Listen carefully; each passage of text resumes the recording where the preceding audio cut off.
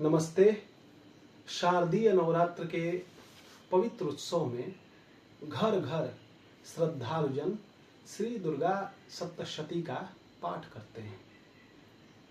ओम सर्वमंगल मांगल्ये शिवे सर्वार्थ साधिके शरण्ये त्र्यंबके गौरी नारायणी नमोस्तुते।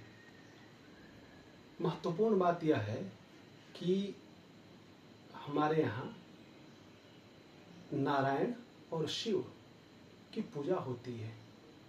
इसके साथ ही साथ अगर नारायण और भगवान भोलेनाथ देवाधिदेव महादेव हमारे आराध्य हैं, तो शिवा और नारायणी ये देवताओं की भी पूजनीया है।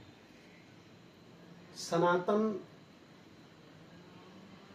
की जो संस्कृति है, सनातन यह बताता है कि किसी भी कार्य की सिद्धि के लिए स्त्री पुरुष दोनों का होना आवश्यक है। आप गोस्वामी तुलसीदास जी कहते हैं, भवानी शंकरो वंदे श्रद्धा विश्वास रूपिणो याभ्याम विना न पश्यन्ति सिद्धा स्वांतः अस्थमीश्वरम।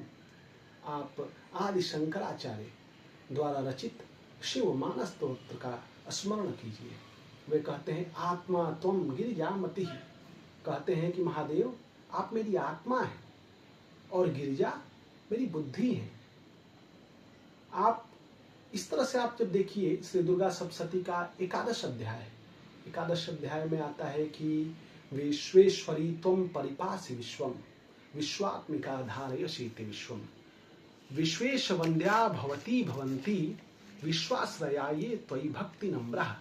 कहते हैं कि उसमें आता है कि हे देवी, आप जो है वो विश्वात्मिका है। आप तो पूरे विश्व को धारण करती हैं, पालन करती हैं। आप भगवान विश्वेश्वर की भी वंदनीया है।